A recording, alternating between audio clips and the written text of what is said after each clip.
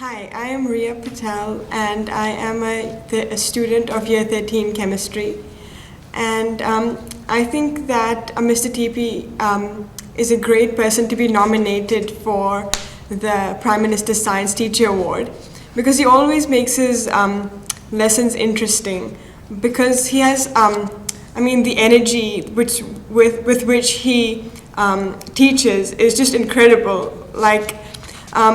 Everybody knows of his loud volume. You can hear it in the other side of this class, the other side of the department even, because he's so involved in what he's teaching and so passionate about it that it comes across. And that passion rubs off onto his students.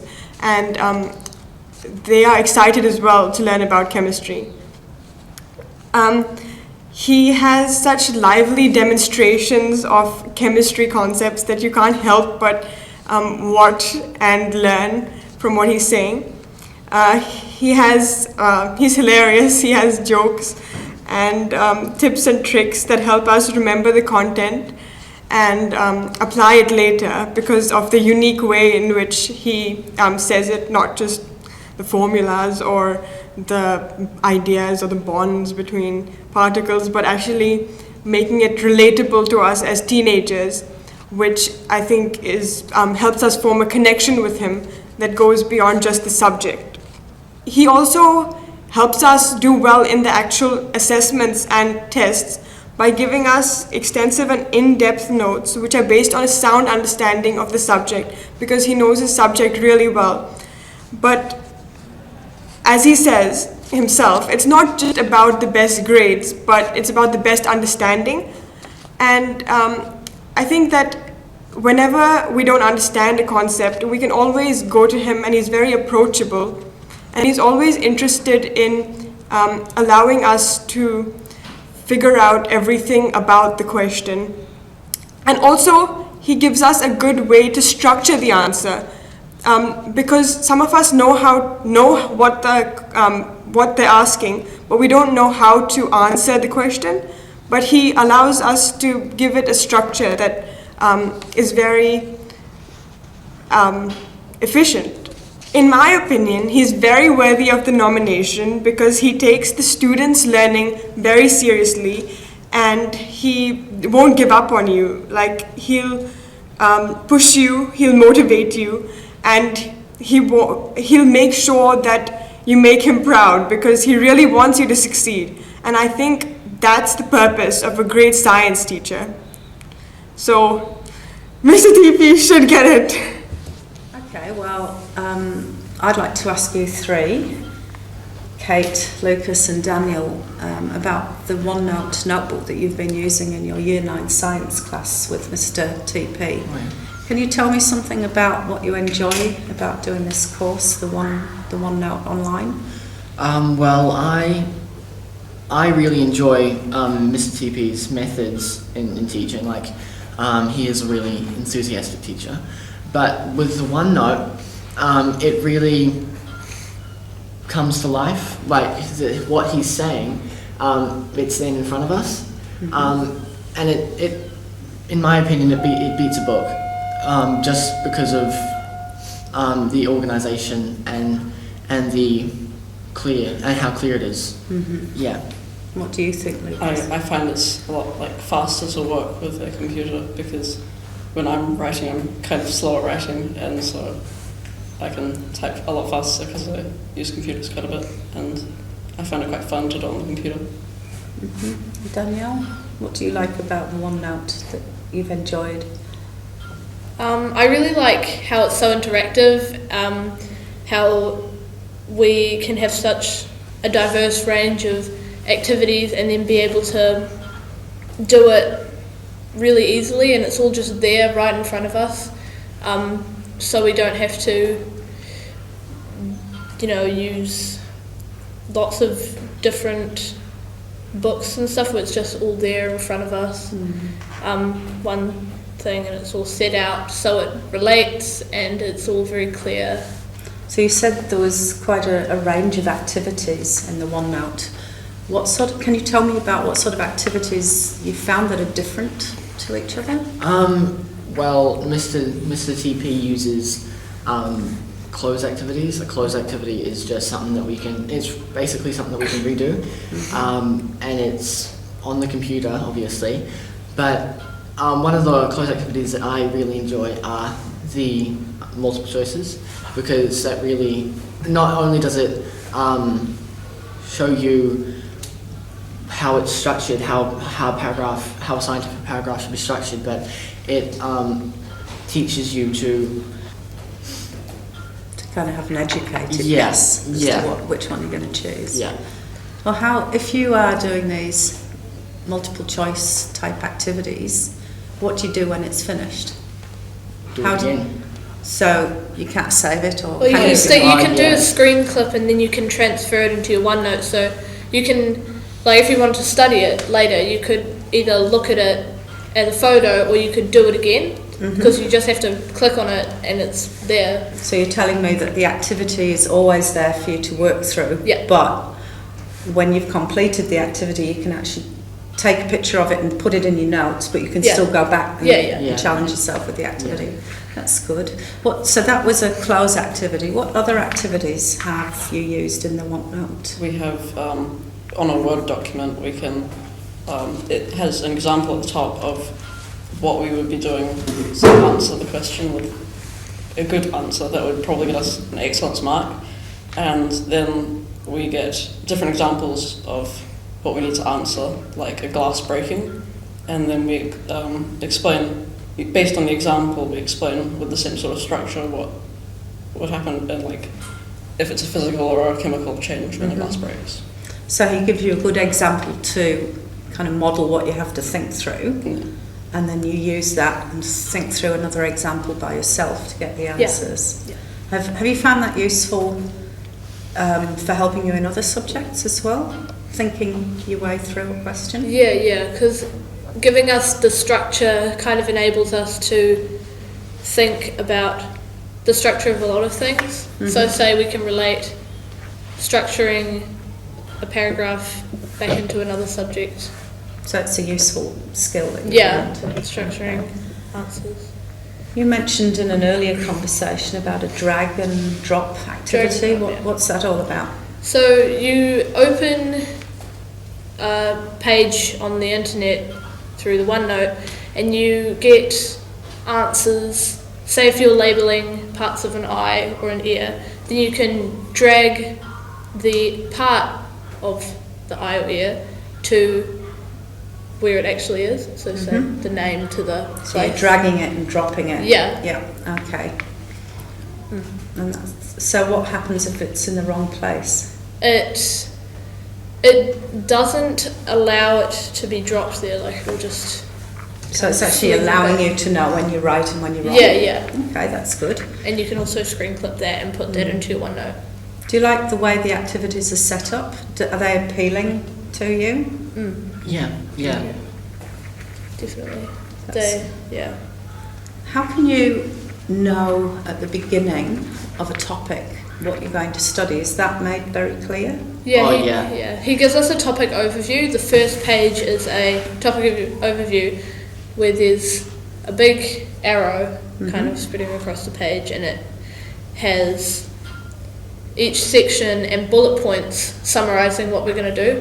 And then there's these things called SLOs, which is a specific learning outcome Yes. that you can tick off when you're done with Right. that and when you've learned it. And you can, I found this thing out the other day where you can click on the side of it and it takes you to that part of the OneNote. So it's a link. Yeah, So- it links. So your OneNote that you've got is a link to all of the activities Yeah, and the learning yeah. objects. So you could actually go back easily Yeah, from one learning objective to another if you wanted to when you're revising. yeah. Yeah, it's just like our subjects, or not our subjects, our topics. It's like you have your internet page open with tabs, and that's just how it's set out. You know, you can just click on something, and then everything's there that you can just scroll through. It sounds like it's very organised. Yeah. Were you a very organised student before you started using OneNote, or No, I wasn't. so it's helped you with your organising? Yeah, definitely in the science aspect. With my other subjects, however, I wouldn't say I'm very organised. Like my time management skills, they're not up there. But in science, I get it done. Mainly because Mr. TP, it's like the way he teaches. He makes you want to get it done. Is he quite a fun teacher? He is. Yeah. What does he do that makes it fun? He like walks around the classroom and stuff, and like he's danced on tables before. He dances on tables. Yeah. He really engages with the classroom. Like he's a relatable character in a way, and yeah, he's really enthusiastic, which Does he get everybody involved? Yeah, and he's a really passionate teacher, which I love. I love seeing passion in other people, and So then he it really knows his translates. stuff as Yeah, well. he really knows what he's doing, and then he like shares his passion with us, which is really cool. That's nice. yeah, like it's clear he loves He science. does, yeah. Yeah. Any other comments you want to make about OneNote and your science classes? That's Oh, well, there's the thinking levels. So, Like, what do you mean by thinking levels? so there's over there. It's called thinking taxonomy, and there's 3 different levels: facts, knowledge, and wisdom. And Mr. TP tells us what level we're at when we're doing the activities. It's attached to the activity, and so facts is like just recalling information but not really relating it.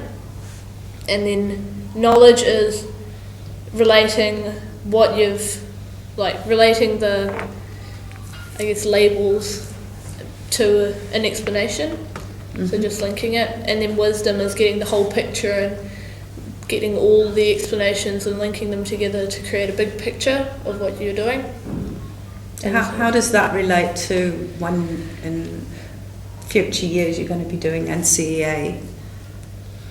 Does it? Do you understand how it relates to achievement at NCEA? Yeah. Because that's testing your levels of thinking.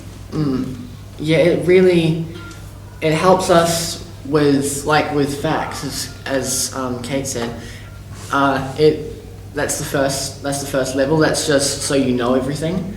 And then as you go up, it's relating what you do know into other things, into other aspects, and the end game is really a perfect answer or a perfect result. And that'll not just in science, that'll help us with everything. So I think that I can apply that thinking taxonomy into every subject or aspect of my life. So that's awesome. Yeah. Had you heard of thinking taxonomies before you came to this school? Well, yeah, it was briefly touched on at Somerville, which is the intermediate we all went to, but it wasn't the same structure. Like, it was really disjointed, and we didn't really know how it worked. Like, it wasn't really explained very well, but very early on, this was explained to us in, like, I guess, deep explanation. So it's easier using the OneNote and using his explanations to understand exactly where you're at. So what will you be aiming for in NCEA? What level? Definitely in excellence. Excellence. Yeah, Excellence. I think using the OneNote allows, like, it teaches me a lot better than just looking at the board and reading off of it, and then because of like I don't work as well just writing stuff down and learning off of that. I work well by doing it myself. It sort of allows me to do that sort of more. Does it help people in your class who don't have English as their first language if you can work through this at your own pace? Oh yeah, definitely. Has anybody ever said anything? Well, people have said like it's a lot easier to learn, like with the OneNote. Like, I've heard a lot of my friends have been like, "Oh, I hope we get the OneNote next year," because they just find it a lot easier to learn with it, and it might be their learning styles or their language, their first language. Like, I haven't heard any complaints. Same. Directed to the use of OneNote. Yeah. And I don't complain myself. I think it's great. That's great. That's great. I'm Omkar, and I've been in Mr. TP's class for 2 years. My name's Hannah Bennett, and I've been in Mr. TP's class for 3 years. So we think he's a really good teacher because of a lot of things that he does when he's in class. They help us learn really well. And, Yeah. I think one of the things that has made me enjoy being in his class so much is the way he teaches. One of the things he does, he gives lots of notes, really well-written notes, but he also explains them, but not at the same time. Because I know of lots of teachers, they write and explain, but because I'm writing down the notes, I can't listen at the same time. So I think it's good that he goes over it twice in a way, so it actually sinks in and we really understand what he's saying.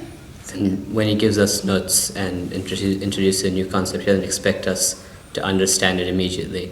And he also wants us to think critically about it. So if someone asks him why something's happening, he doesn't take offense or decide that he's just right, and he tries to explain in greater detail and uses context that's not in the curriculum, which I think is really useful.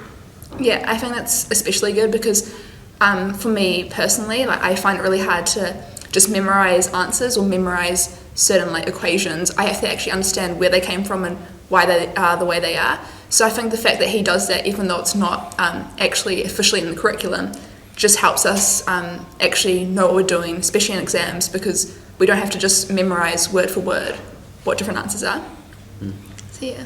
And when it's time for revision, he actually goes up and does some old past papers, and he does them thoroughly so we understand what each part of the question is actually asking for, and we don't end up answering the question but not actually answering the real question. Yeah.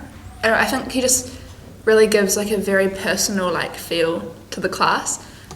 Because when you're in class, you can tell he's really passionate about what he does, and he actually knows what he's talking about. So when he's given examples, he gives examples that we can relate to, things that we actually understand. So something we're doing at the moment is organic chemistry, and we're talking about polymerization, and he talks about different elements that actually go together to make things that we know, like polyester. It's not just this is what they do, it makes a polymer, So we actually can understand it. So I think that's good. And when we do practical demonstrations, we can tell that he knows what he's doing because he doesn't start messing around looking at notes all the time. He just gets the chemicals and does it and explains it to us as he does the demonstration. Yeah, I think he definitely just has that really enthusiastic feel in class. He feels confident when he's teaching, and it sort of rubs off onto you. Yeah, definitely.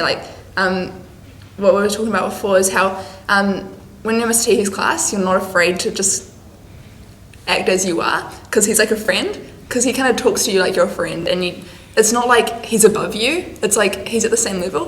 You can respect him because you know that he knows what he's doing and he knows what he's talking about, but you can just talk to him like you would talk to your friends and stuff, which is cool. Yeah. Another thing is that now he started using some technological tools that we're finding really useful, like animations in class. So it's just another way that he's sort of adapting with how we're using technology today. Yeah, I think when he was showing us some of the animations, because I'm not usually someone who enjoys technology and animations, especially my learning, but because he's really enthusiastic about it, and you can see that, it makes you enjoy it a lot more. So yeah, I think that really, he's just one of those teachers that has that passion that rubs off to their students. So I found your idea of using the OneNote really good in my class because it helps me to be organised in what I'm doing with the kids. But in all my other classes, I'm using OneNote in slightly different ways. But because of the way you've put your OneNote together and all the activities in it, when I'm teaching in class, I'm very, very careful about how I'm teaching. So I've got clarity there that they know where they are in a thinking process, so they can come out with a way of showing what they've understood in a very clear way, in a very logical way. And I think with the discussion about what you're going to put in your OneNote, that's what's come out of it for me, is how to be more structured in my teaching. Yeah, I think for Year 9s particularly, it's really quite important that they know where they're starting and where they're going to, so that what they're doing at any one point in time isn't just a random bit of learning. And so to do that, you've got to have everything in a particular sequence. And it means that things like feedback have more meaning, because you can say this is how this fits in, and this is how you've missed it, or this is what you've perhaps could do a little bit better, and this is, if you can do that, this is the way it's going to go forward, because you know that we're going to be looking at that next, because it's part of that overview. And for me, that's what the strength of that notebook is that you can structure things so carefully, and it's easy to jump back.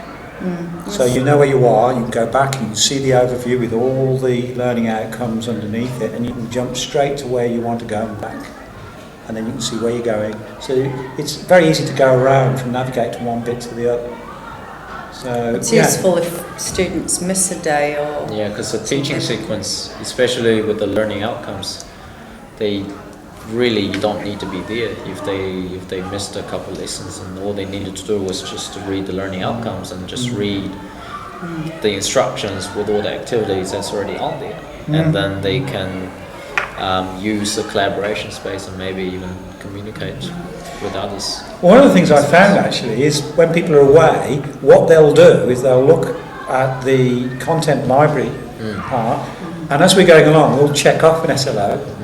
And they'll look to where we finished checking things off and where they were when they started being absent. They can see what they need to copy up and what needs to be done. Because I think that SLO, beginning to use that page, that overview page, a lot more often, because that relates to the visible learning stuff that we do. Because I didn't do that quite well at the beginning of the year, because I thought that was just redundant page. I didn't need it. But then the more I see it, that I can, before every single lesson, I just look at that page. Everyone, look at this page. Look at the things that we have done. The thing that we're doing today is relating to this, and by the end of the period, you should be able to do this. And how much better is that than just writing learning intentions on the board? You've got them all there, and you can highlight the ones that you're focusing on. And before they leave the classroom, they can tick box. Yeah. Have you achieved the goal for today? And if you have, then... Yeah, I think that the layout that you've worked out really helps the student, the teacher aides, and so on. Yeah. Where are we? What are we doing? They understand that bigger picture, but now they're seeing all the detail and how to construct it. And I remember in the beginning when you were starting to plan stuff, a lot of it was done on paper, and we were shoveling bits of paper around. And but it was good because we had to work out everything that needed to be included, and then you kind of mentally planned a sequence that was logical, and then I realise and I appreciate just how much time you've put into structuring that notebook and building the resources so that we're using a variety of types of resources that children can use. And it's so important. I mean, we're doing learning styles at the moment in mentoring, and the importance of the young kids about being able to take advantage of different learning styles. And that to me is what computers can give you, the variety, the fact that you can have things animated, or if you want to be old-fashioned, you can just type things in, but you've got both options, and you've got all that extra depth there.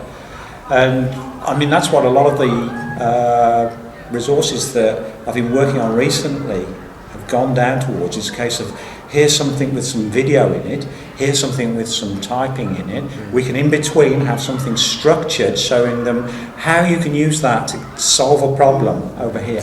I love how you've collected lots of different pieces of videos, thinking particularly in the energy transformations. Oh yes. I'll tell you what, they were really fun. I'm going to slip in next year. When you get older, you'll start having a bucket list. Okay. One of the things I have to do on my bucket list is a bungee. That's coming this summer, and I'm going to slip that one in. So you see how many people pick it up. Don't say anything, but it'll be me looking terrified, a grown man crying. But it is really good that you can put in lots of different examples, because you spent a lot of time finding just the right video clip. Absolutely. Or even, we did some filming, didn't we? And pictures. Absolutely, And it takes the learning out of the classroom within the computer. So it's thinking, oh gosh, so it applies to this type of thing in real life.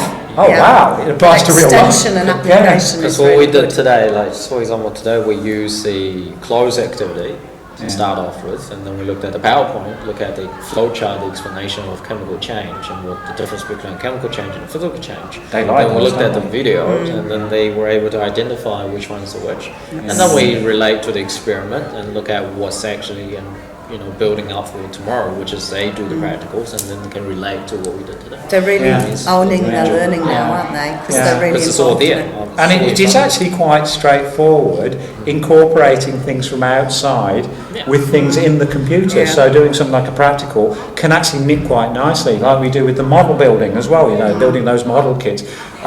We've just done those ones with the bottle tops with the compounds and elements. And they just loved it. And one girl came in there, says, one of the best lessons ever. Because they just enjoyed it so much, because they were using their hands. Then they were photographing it and putting it into the computer, and they can see the value. This is a value-added bit of a skill that can help me in the real world, because what do we do in the real world? We take things out here and we put them into computers in many instances, don't we? And they see that.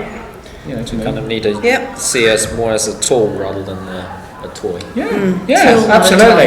And it's definitely not just replacing a book with a word processor and a library with an internet search engine. It's more about, there's more to it than that.